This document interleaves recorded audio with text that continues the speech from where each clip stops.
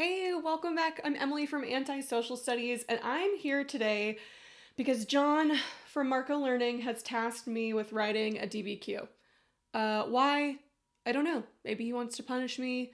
Maybe he wants to just see if I can do it, and I'm gonna do it.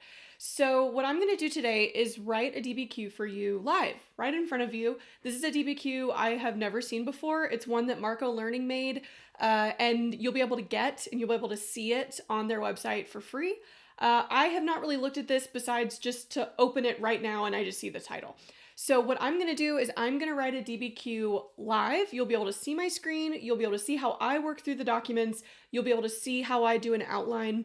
And we'll see if I can get a 7 out of 7. I don't know. Let's go. After I write this, John at the Marco Learning channel is going to score it. So not only will you get to watch me write it, you'll then get to watch John, an AP expert, score my essay and explain why I get all 7 points, fingers crossed, or why I don't. We'll see. Okay, let's go. All right, so I'm looking right here at the DBQ. First of all, I have two things up on my screen. I have the DBQ on the left. Here we go. Isn't this nice? Marco Learning, it always looks so nice and neat. Okay, I'm gonna look at those in a second. And on the right, I have this worksheet that I've made. This is kind of dinky, but it's up on my website, antisocialstudies.org, and it's just a basic kind of outlining worksheet. So if you are able to type like DBQs in your class or maybe on the AP test this year, this could be helpful.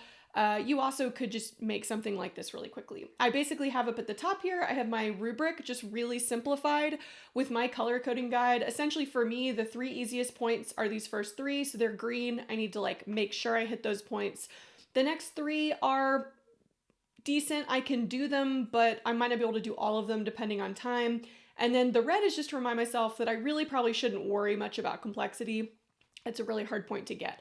So really it's like I got to make sure I get my green points, the thesis and using the documents. I want to try to get as many yellow points as I can. And like, I'm just going to pretend complexity doesn't exist. And maybe I'll accidentally do it because I'm a teacher and I study this stuff. I don't know. And I also have a place where I can kind of document my basic impressions from the documents and any sort of hip like historical context, intended audience, whatever, that I find only if it's really obvious, right? I don't force that hip point because it's really hard to get. Okay, put a timer, 1 hour on the clock. I think I'll do this in less than an hour because I got things to do. So let's see. This I can just skim past because this is all the stuff I already know over here. This is just reminding me what the rubric is going to be. So by the time you get to the AP test, you should already know what this is. You can just scroll until you get to your prompt. Here we go.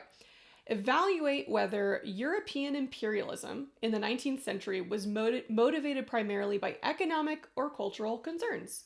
Oh, thanks, John. This is actually pretty nice. Pretty nice prompt. Okay, so it's nice because they're basically giving us a choice. I kind of already know my answer is going to be one of 2 things. Well, it's going to be one of 3 things, right? Whenever you're asked to evaluate something or evaluate the extent to which or whatever, you're essentially putting different options on a spectrum and telling the reader where you think it falls. So for this question, one end of the spectrum is it was 100% motivated by economics. The other end of the spectrum, it was totally motivated by cultural concerns. Realistically, really the answer is going to be somewhere in between.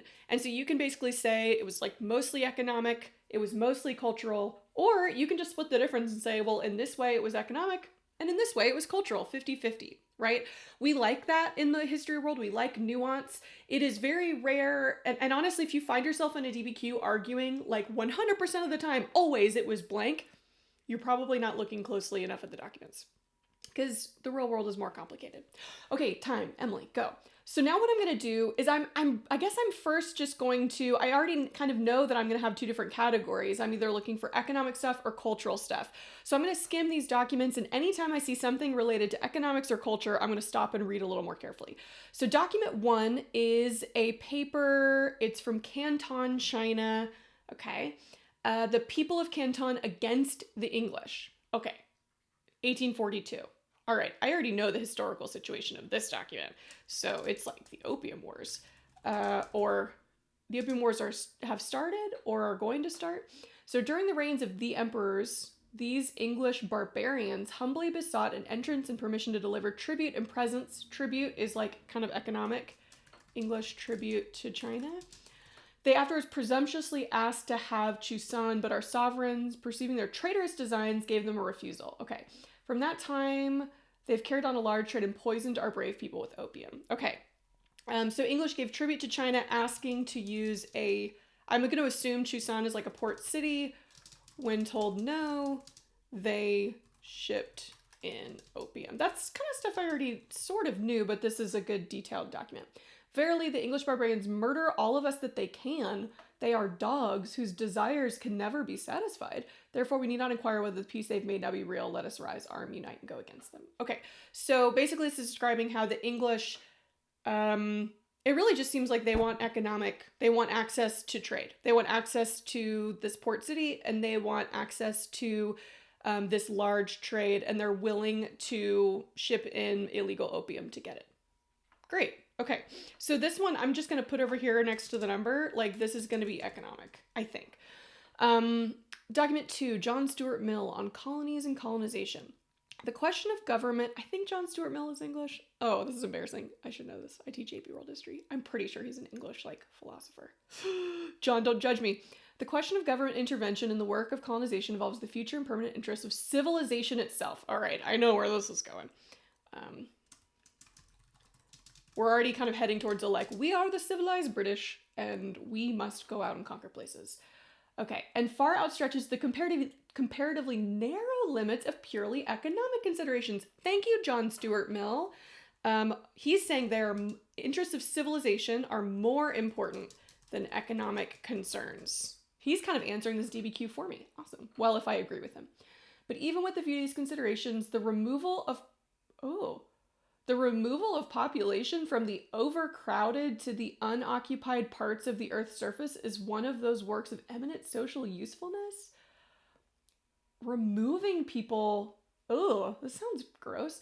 To appreciate the benefits of colonization, it should be considered in its relation not to a single country, to the collective economic interests of the human race. This sounds weird.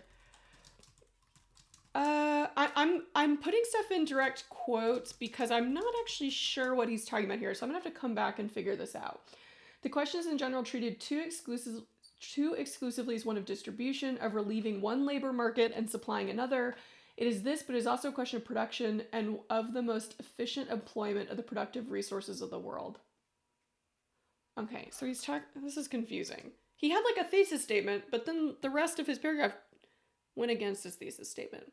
What I'm thinking he's saying is that imperialism is going to reorganize the global economy. So labor, products, etc. move wherever they are most useful. And this is good for all of humanity. I don't know where I'm going to put this document. What's cool about this one is I could kind of use it for either one. I could use this part of it, the first sentence, I could use this to kind of support that it's cultural, but then I could use this last part to say that it's economic. And so I kind of can just wait and see which one I need more documents for. Okay. All right, John, that was confusing. John Stuart Mill and John from Marco Learning. That document's confusing. Document 3 is a person, the benefits of British rule, 1871. I'm just going to go on a limb and say this person's name does not seem like they're probably English. They are probably from somewhere in South Asia, but we'll see. In the cause of civilization, education, both male and female, though yet only partial, it's a blessing, and it's gotten rid of moral and social evils. Resuscitation of India's own noble literature. Okay, so this is an Indian... Ooh, this would be interesting for point of view, because this, I think, is an Indian person arguing for British rule. That's weird. Okay, and I also think I could talk about historical situation here, because 1871 is going to be after the Sepoy Rebellion, and that's something I know a little bit about. So again, I'm just making notes off to the side of things I could address if I wanted to evaluate this document as ideas come to me. If you on your first pass have all of those blank, that's totally fine. The most important part of this is just gathering evidence from the documents. Okay, so this person is basically saying imperialism has brought education, men and women. What else? Modified and refined by the Enlightenment of the West. Politically, peace and order, freedom of speech. Okay. Of speech and the press, higher political knowledge, security of life and property. Rights to life, property. Okay, I kind of know where this is going. Services of highly educated ministers. We've gotten loans for infrastructure, blah, blah, blah, blah, blah, blah, blah. Okay. To sum up the whole, the British rule has been morally a great blessing, politically peace and order on one hand, blunders on the other. All right, so they're like, it's not been perfect. It is the knife of sugar. There's no oppression. It's all smooth and sweet, but it's a knife notwithstanding. So like, sometimes harsh, but necessary to improve India. That's what this person is arguing. And this again could be economic or cultural. There's basically evidence I can pull out for both, which is really helpful, right? Because you can use a document twice, so I could use it in both arguments, but also I can just wait and see which one I maybe need a little bit more support for, and then use it there. Document 4, letter published by British missionary of the New Hebrides Mission, 1883. Do I know where the New Hebrides are? I don't think I do. They're islands somewhere. Anyway, okay. The 13 islands of this group, on which life and property are now safe, the 8,000 professed Christians, all the churches, the fruits of the labors of British missionaries, blah, blah, blah. We've worked so hard. We got the natives to read the Bible, blah, blah, blah. 70,000 are longing and ready for the gospel. Oh, this is a point of view if I've ever seen one. It's a British missionary, right? 70,000 natives are longing for the gospel. Are they? Or like, do you just want them to be? Okay. And we fear all this good work would be lost if the New Hebrides fall into other than British hands. Okay, so this is, I think clearly, I'm going to read the last part in a second. I think this is clearly a cultural argument. It's saying, like, I like that cultural has turned into cult. It's not wrong. Okay, so we have missionaries need British political control so that they can continue their missionary work. Okay. We sincerely hope and pray that you will do all possible to get Victoria and the other colonial governments to help and unite in urging Great Britain at once to take possession.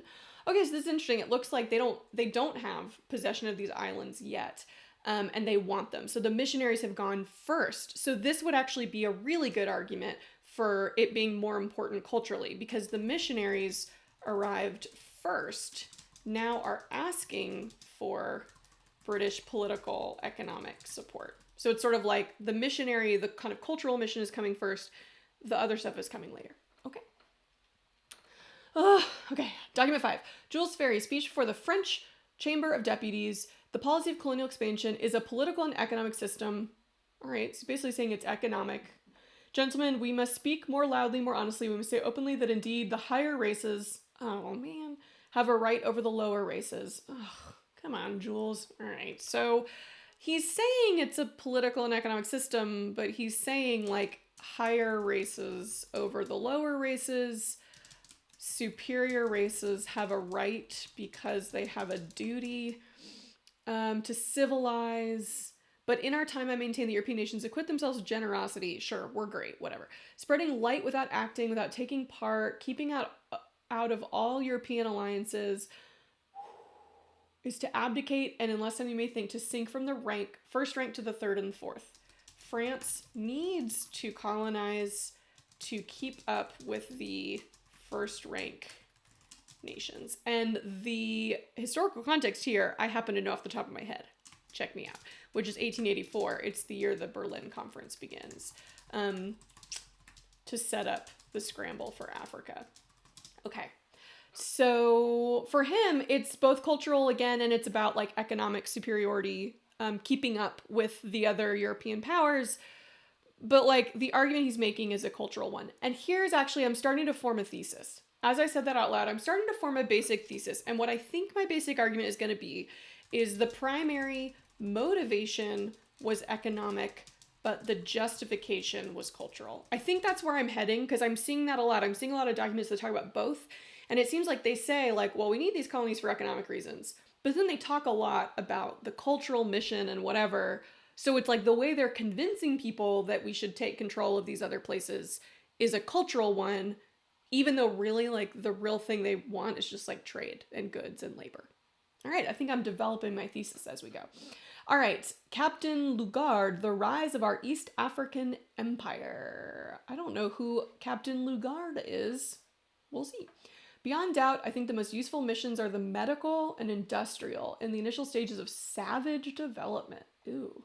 A combination of the two is an ideal mission. Okay, he keeps talking about medicine over medicine men. Then also the great truths of Christianity. He teaches the savage where knowledge and art cease. What? Okay, he's like really obsessed with like bringing modern medicine to Africa. A mere preacher is discounted and his zeal is not understood. The medical missionary, moreover, gains an admission. Oh, okay. Okay. Come with medicine, like tangible support, help, and you will get further with the, quote, savages, as opposed to Christian missionaries. So he's saying, like, strategically, if you want to get control of places and you want to, like, gain their goodwill, don't necessarily bring the Bible. You can bring the Bible, but bring medicine. Oh, it's actually not a bad argument. Okay. Let's see. The value of the industrial mission, on the other hand, depends largely on the nature of the tribes, the sinking of wells, okay, agriculture. All of these will render his land more productive, will enable him to purchase from the trader the cloth. Okay, so he's basically saying, like, be strategic. Bring medicine and improve the economic situation of the, I'm going to put in quotes again, savages.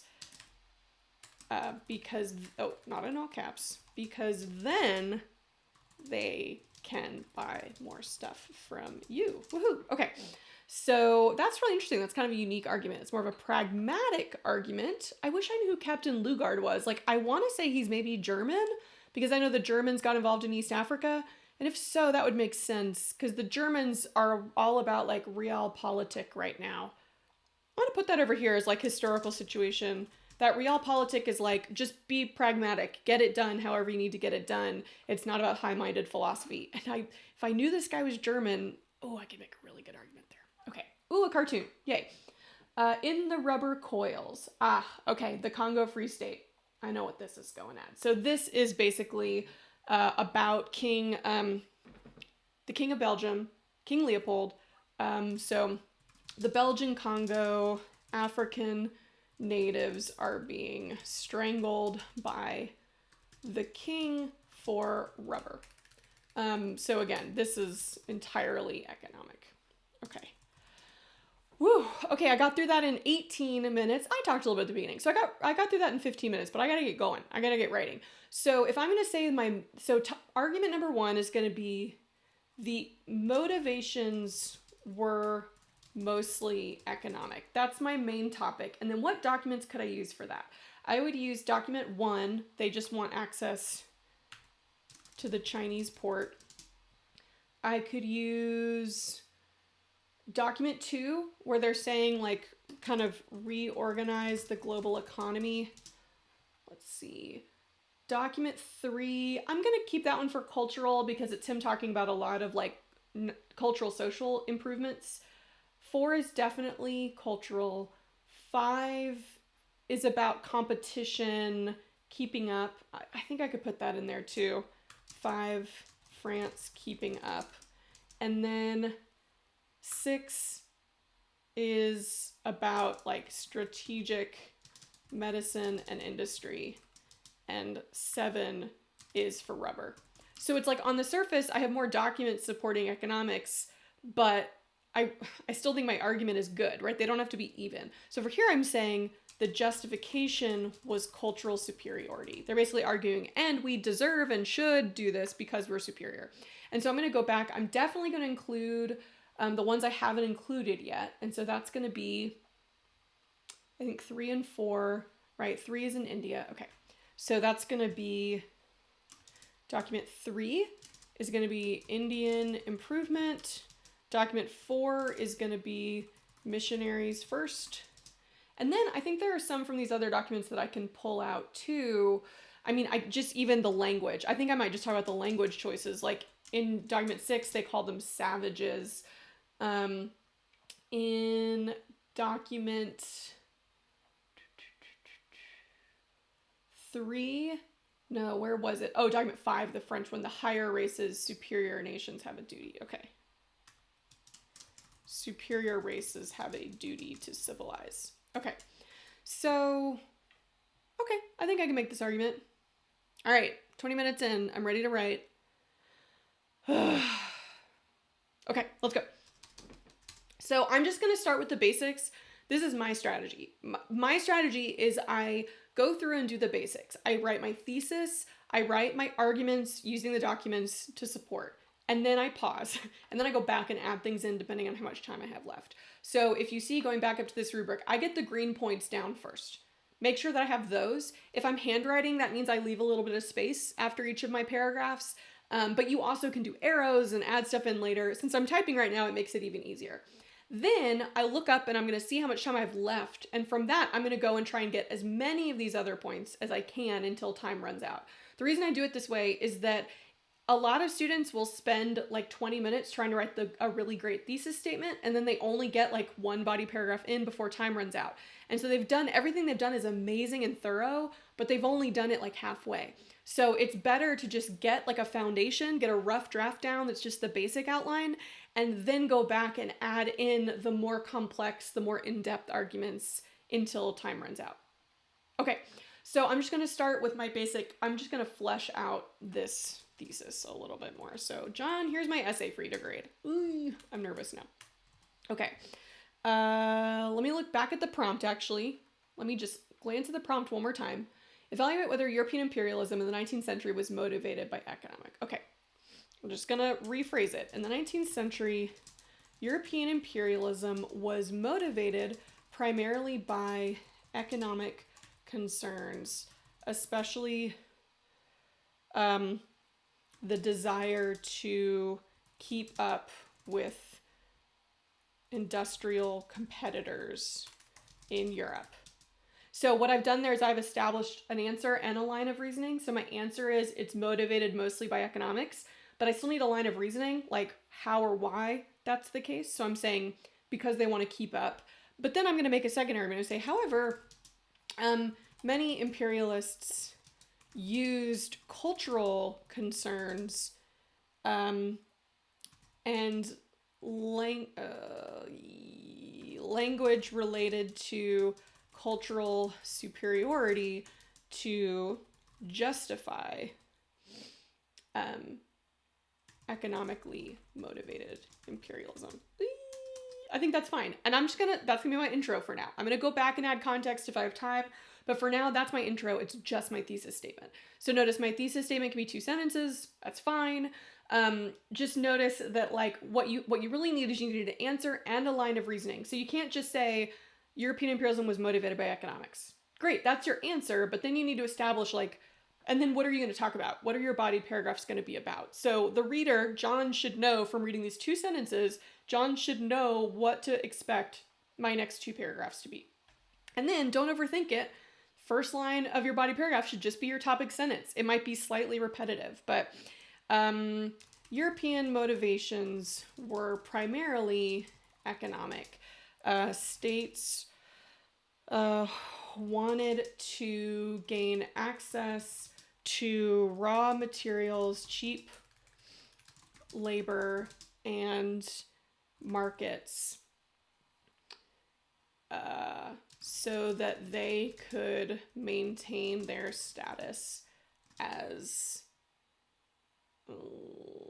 industrial economic powerhouses in the 19th century. Okay, so it's just like my general topic. Now I'm going to go into my documents. I'm actually going to save document 1 for the end because there's some irony here, and I'll get to that in a second. Let me just say, like, what's document 2? John Stuart Mill. English? John, you can tell me if I'm wrong. English philosopher John Stuart Mill explains that through imperialism, Europe,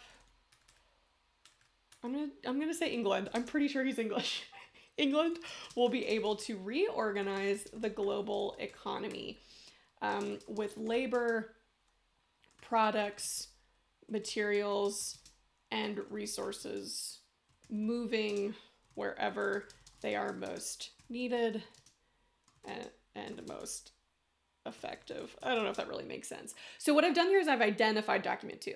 Notice I'm not summarizing it. I'm not saying like John Stuart Mill in 1848 wrote about the question. I'm just saying, okay, John, I understand what this document is saying. He's basically talking about reorganization of the economy.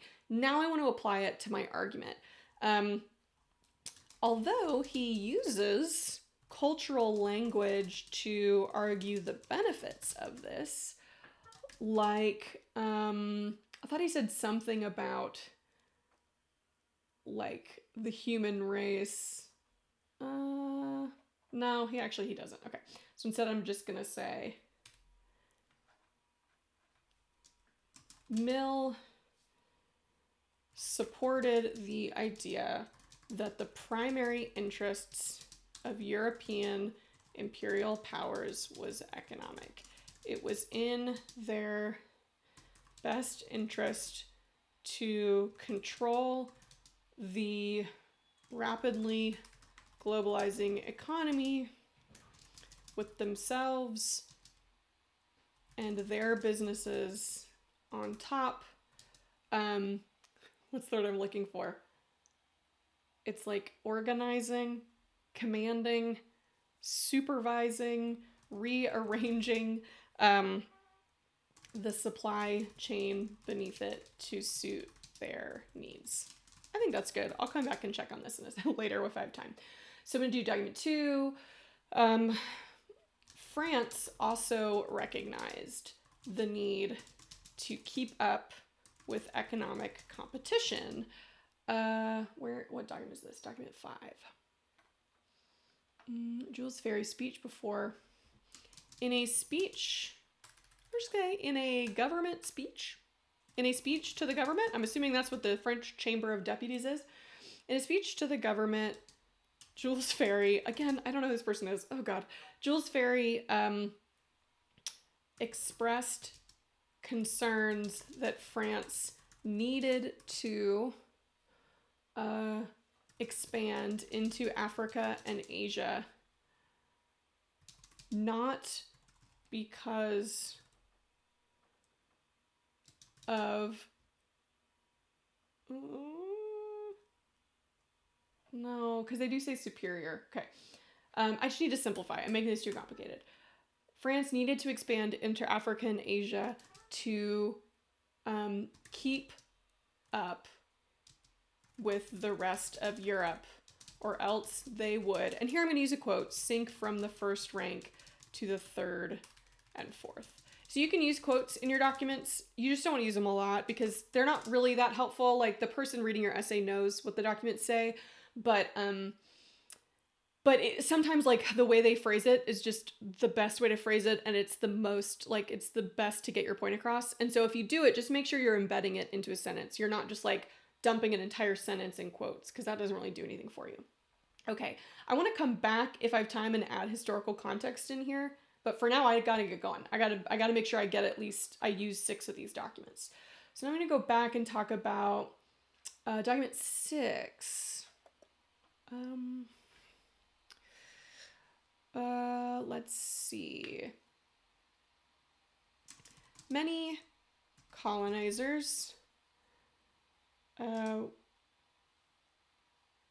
recognized that culture, especially Christianity, was being used as the main argument for imperialism.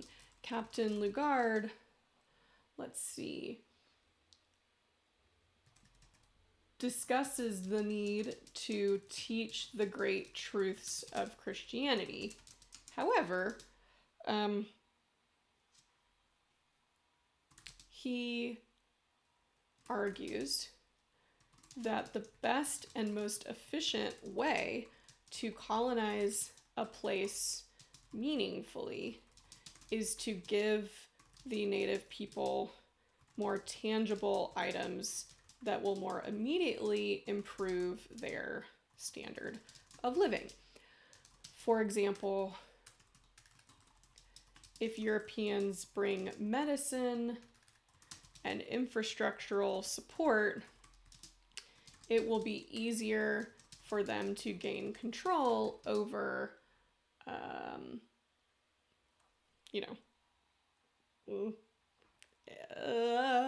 far away lands. That sounds really silly. It'll be easier for them to gain control over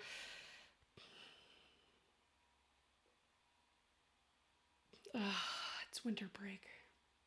It'll be easier for them to gain control over non-native places. Just Africa. Oh my gosh, just stop. Okay. This is document 6. I might even just say, furthermore,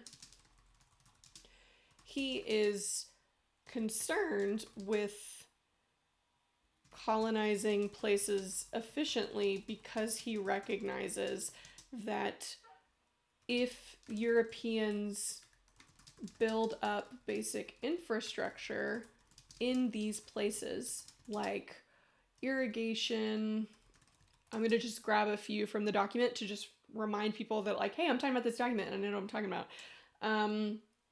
Tools,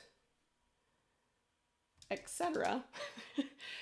They will also be better situated to trade and buy goods from the European mother countries. Okay, great. That's all document 6. Last one is 7, rubber. That's just the cartoon. The country that was perhaps the most explicit with the desire to eke out as much economic wealth from colonies as possible was Belgium. That's like the most passive sentence. I'm sorry, English teachers. In the Belgian Congo, King Leopold ran rubber plantations that were particularly brutal. Depicted in the political cartoon as a snake made of rubber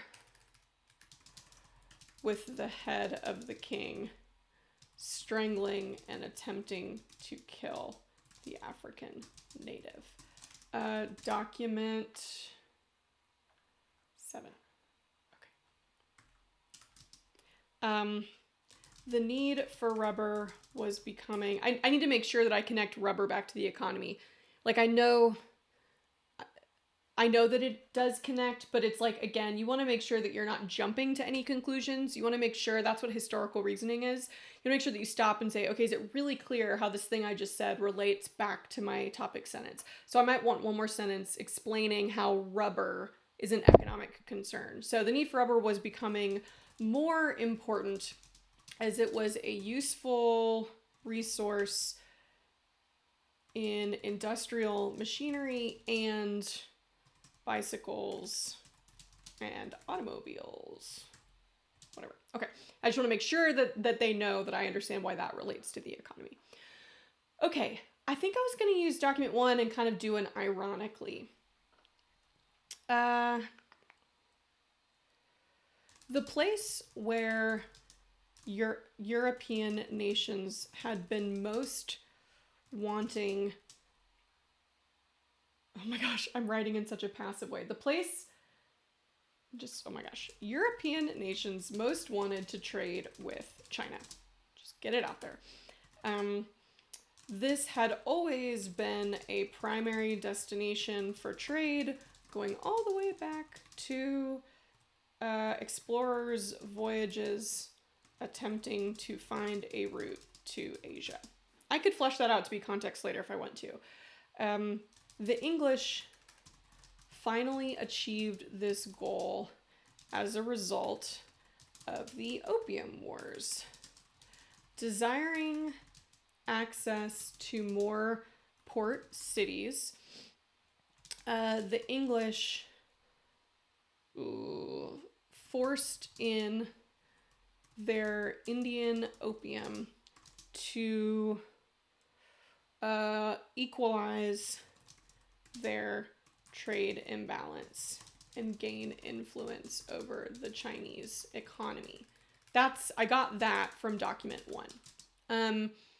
Ironically, the Chinese were the ones who were making a cultural argument referring to the English as barbarians. This is perhaps why the Chinese were unable to respond to the English threat sufficiently. They had for so long been a global superpower, and they failed to recognize that Europe was now a competitor that should be feared, if not respected. Okay, that could be complexity if I flesh that out. I think showing kind of the irony that, like, in that letter, it's not the English talking about cultural superiority to the Chinese. It's actually the Chinese saying, can you believe these English who are forcing in opium? They're these barbarians. So I think that's kind of an interesting document. All right, I got to get out of this paragraph, though. This paragraph is so long. I got to move on to the next one. While the need for raw materials and cheap labor was clearly the primary concern of European imperialists, they often found it was easier to justify and motivate conquest through cultural language, rhetoric. That's a better word. Okay, so now I'm going to go back up. I'm looking at document. I'll do document 3 last, because again, that's from the native perspective. Various documents that focus on economic concerns still use language related to the belief of European cultural superiority over people of color. General Lugard refers to the Africans as, quote, savages, while, what was document 5? Jules Ferry, he says something. Right, lower nations. While Jules Ferry argues that the superior race has a duty to civilize the inferior races. And I mean, I've already used document 6 and document 5, but I'm still going to put them there because I'm kind of bringing them back again into my other argument. There were those Europeans whose, oh my gosh, there were Europeans whose primary motivation was cultural, but they were often not representatives of the European governments. Missionaries, for example, had one job: to convert people around the globe to Christianity. Period. I'm making this so much more complicated than it needs to be. Where's the one with the missionary? He's in 4, the letter. Okay. In fact, many times missionaries were the first to arrive in potential colonies and had done years of work building relationships and spreading their culture with the natives. However, even those cultural emissaries, again, I'm trying to use the word cultural a lot just to remind myself that, like, this is the argument I'm making. However, even those cultural emissaries recognized that at some point they needed the political and economic, because again, that's my other argument, support of their home countries. Document 4. Have I been specific enough about document 4? I might want to throw in a little bit more. Missionaries in the uncolonized New Hebrides wrote specifically with the intent of asking the British government to, quote, take possession of the islands before others did, so that the missionaries could continue their work. Okay, now I've said something specific about document 4. Okay, now I'm going to do the Indian one. And this view of,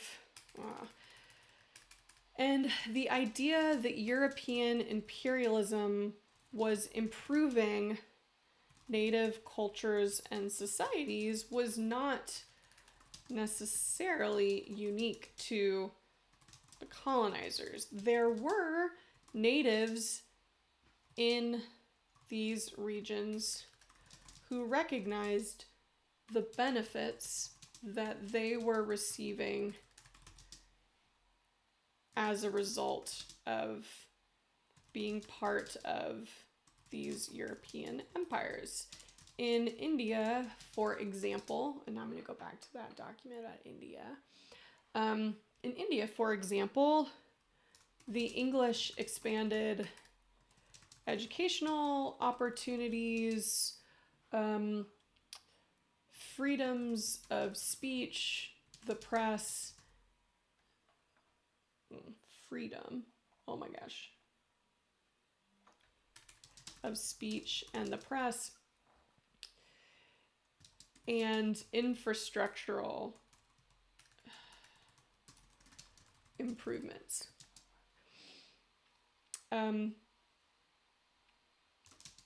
A native person even argues that British rule has been a moral blessing on the subcontinent. And it's more complicated than that, but I'm gonna stop there for now. Woo, okay, I'm like 40 minutes in.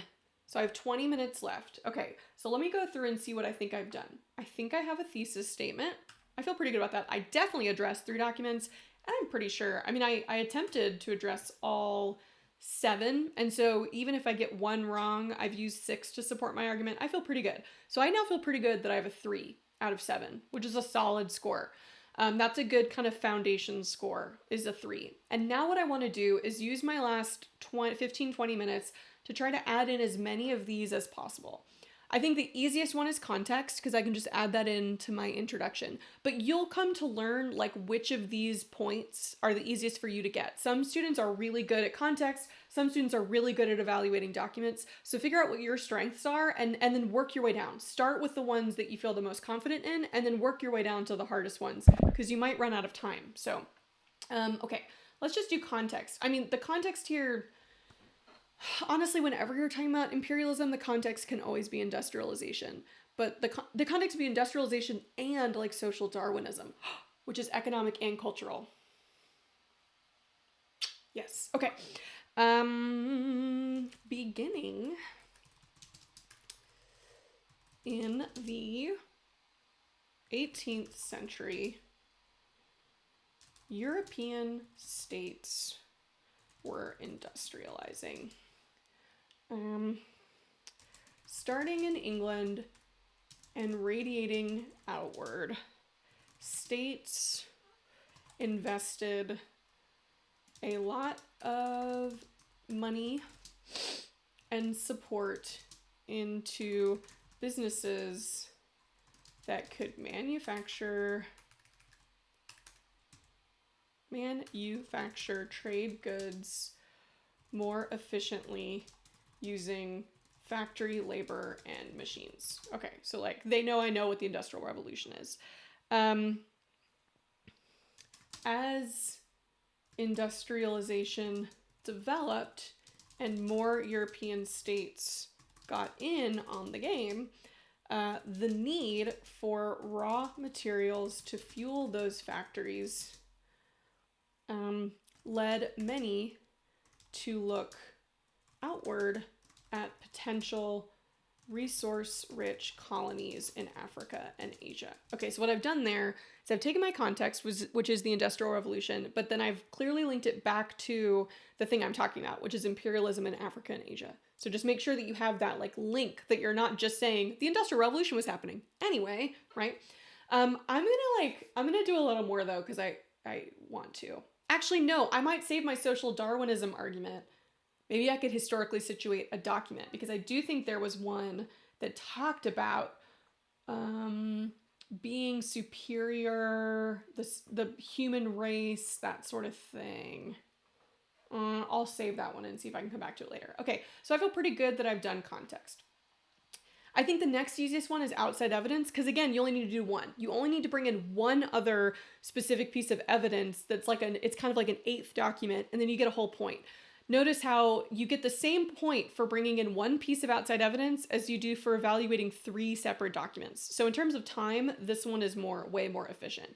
So what I need to think about is, can I think of something specific that's either an economic motivation for imperialism or a cultural motivation for imperialism that has not been talked about in these documents? And it has to be European imperialism, because my brain is going to like the US and Manifest Destiny, but that's not Europe. So what do I know about this? I know about Cecil Rhodes, diamonds. I know about that. Okay, oh God, this one economic paragraph is so huge. This is my rough draft. If I were going to go back and do a second draft, I would split this into 2 paragraphs, but oh my gosh. Where would I put that? Where would it make the most sense? Rubber. I think rubber, the need for rubber. Okay, I'm just going to make the one about China a separate thing, because this is getting overwhelming for John to read. Similarly, British business owners were often singular in their desire for raw materials. Cecil Rhodes, founder of De Beers Diamond Company Corporation, whatever, came to control so much land in southern Africa that it was essentially his personal colony. He used this land and its native people as labor to mine for diamonds to sell back home to the growing middle class and elites who wanted to show off their wealth amidst European economic growth. Yeah. I think that's it, right? I mean, I don't think I need to say anything else about Cecil Rhodes. I think that's pretty clear. That's why he wanted to control this land. All right. Okay, so now I feel pretty good that I have a 5. I think I have a 5. Maybe John takes 1 away from me and I have a 4. So I have about 10 minutes left. I'm going to try to evaluate 3 docs. Okay, I can historically situate document 1 pretty easily, because that's the one about China. Now, when you're evaluating documents, please don't be afraid to just use the language of HIP. Like, say, the historical situation of this document is, or the point of view is important, because, don't be cute about it, because as a grader, when I was going through and grading, there were times when I was like, I can't tell if you're trying to evaluate the document or you're just trying to tell me an outside evidence. It was hard for me sometimes to tell what you were trying to do. And so feel free to be kind of blunt about it. I'm going to say the historical situation of document 1 is important. The English had attempted other ways to renegotiate trade with China. In the late 18th century, the Macartney mission was sent to discuss potential trade agreements with the Chinese emperor. However, that mission failed because neither side was willing to, the English wouldn't kowtow and the Chinese wouldn't bow to the picture of the king or queen. So neither side was willing to submit themselves to the power of the other state. Parentheses. The English refused to kowtow, and the Chinese refused to bow to a portrait of the English monarch. I can't remember who it was. Ironically, both sides believed in their cultural superiority, which resulted in devastating wars won by England only because of their new industrial capabilities. I don't really know why that's ironic, but I'm going to keep it in there. Okay. So I've done the historical situation. I want you to notice what I did there is I'm not talking about the general historical context, right? That's what I talk about up here in my introduction. What I'm talking about here when I talk about the historical situation of this document is I'm saying like really specific to document 1. So like this is China 1842. Another one I could do is talk about the Canton system, which was the system where England originally could only trade. Why don't I throw that in there? Furthermore, the English were frustrated by the existing Canton system, which gave them limited access to only one port city. Thus, the illegal opium trade became a way for the English to circumvent these limiting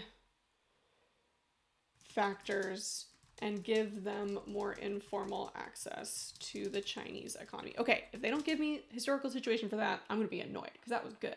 All right, what other two did I see? Okay, I could talk about the Sepoy Rebellion, British missionary. Okay, I'm going to do document 3, Sepoy Rebellion, because that's another thing I know about. Like if you're looking at a document and you see, oh, India, 1870s, and you know, like, oh, that's about 15 years after the Sepoy Rebellion, talk about that. This is really the only way that dates are important. Like dates are really helpful for this, for being able to see a document and go, oh, this is after the Sepoy Rebellion or whatever. If you're not good with dates, then get really good and do a lot of practice with like point of view and purpose and that sort of thing. So a native person even argues that British rule has been a moral blessing on the continent. However, the historical situation of this document should be taken into account. Was it a letter? What was it? I don't know what it is. This essay was written just 15 years after the Sepoy Rebellion. The Indian subcontinent was plunged into war and violence, resulting in the official end of the Mughal Empire as Indian soldiers fought the British, and the Indian people were split, often fighting on separate sides of the conflict. So it makes sense that some Indian people would see the, quote, peace and order brought by British rule as a, quote, blessing. However, it's not clear if the majority of the Indian people saw it that way. Okay, so that's 2. Now I want to do the point of view. I want to do point of view of the missionary. Okay, so that's number 4. And I have a little bit of time left. Okay, I can do this. Document 4. Okay. The point of view of document 4 is clearly problematic. The British missionary writes that tens of thousands of natives are, what was it? It was like yearning. What was it? It was like longing and ready. Okay. Are longing and ready for the gospel.